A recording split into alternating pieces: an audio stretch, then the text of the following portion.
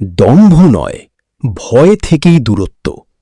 চিরদিনের শেষ দিনে ইন্ডাস্ট্রির ভেতরের সম্পর্ক নিয়ে বিস্ফোরক স্বীকারোক্তি জিতু কমলের। চিরদিনই তুমি যে আমার শেষ হওয়ার দিনেই আবেগের বদলে বিস্ফোরক মুডে দেখা গেল জিতু কমলকে। দীর্ঘদিন ধরে তার বিরুদ্ধে টলিপাড়ায় যে নানা অভিযোগ, কানাঘুষো আর সমালোচনা চলছিল, এবার যেন তাঁরই জবাব দিলেন অভিনেতা।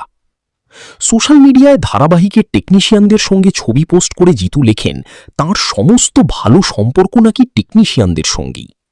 অভিনেতার দাবি, এতদিন একসঙ্গে কাজ করেও তাদের সঙ্গে কখনো কোনো সমস্যা হয়নি। এরপরই আসে সবচেয়ে চমকে দেওয়া অংশ।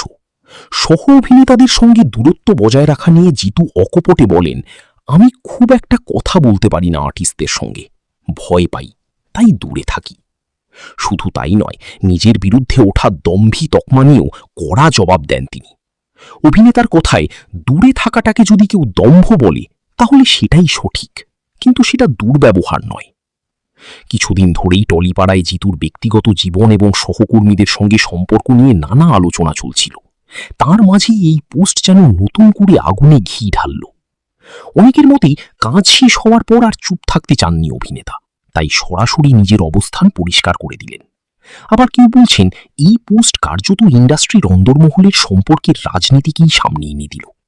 এখন প্রশ্ন একটাই, জিতুর এই বিস্ফোরক মন্তব্যের পর টলিপাড়ায় নতুন কোন বিতর্ক শুরু হয়?